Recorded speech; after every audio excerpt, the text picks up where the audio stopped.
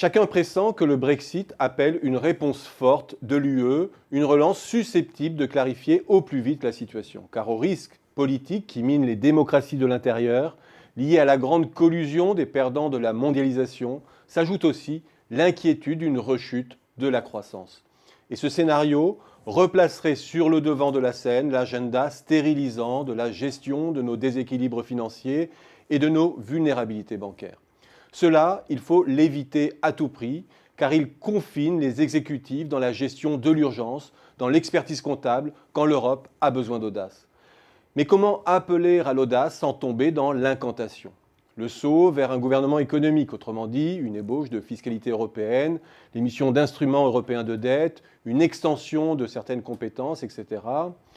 L'affirmation du rôle du Parlement face aux différents conseils européens ou des ministres, paralysés par la règle de l'unanimité, la limitation des différentes formes de dumping social, fiscal, réglementaire, la rupture avec la ligne de rigueur qui mine les débouchés internes, je suis là dans une litanie bien française, celle qui conçoit l'Europe comme une extension de la France et qui fait du surplace depuis 15 ans.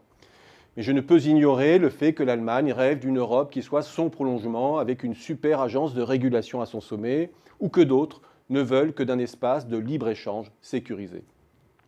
Mais si face au grand blocage de la divergence des intérêts, je me replie vers l'éternelle stratégie des petits pas, du plus petit dénominateur commun, je suis très en deçà des attentes. Je peux certes étoffer la puissance de feu des agences européennes d'investissement en faveur de la transition énergétique, des investissements d'avenir, de l'éducation, de la recherche, une sorte de stratégie de Lisbonne dotée de moyens financiers réels. C'est mieux que rien, mais la portée symbolique n'y est pas. Je peux aussi avancer sur un projet d'Europe régalienne, de mutualisation des moyens de sécurité, voire de défense. Je me déplace là sur un terrain à plus forte portée symbolique, la France partant avec un réel pouvoir de négociation puisqu'elle part en position dominante.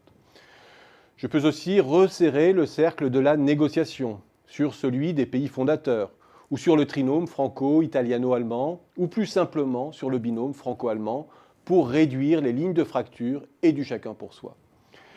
Mais le piège de ce type d'approche est de se focaliser sur les moyens. Or, relancer le projet européen, c'est d'abord se pencher sur les fins.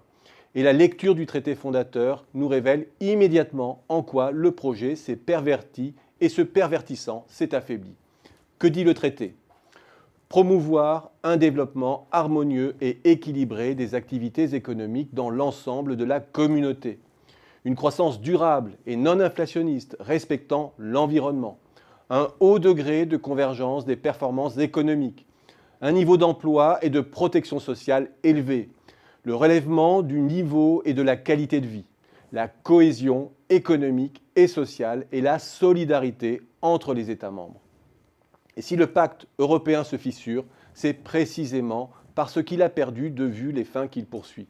Le Brexit, de ce point de vue, est riche d'enseignements.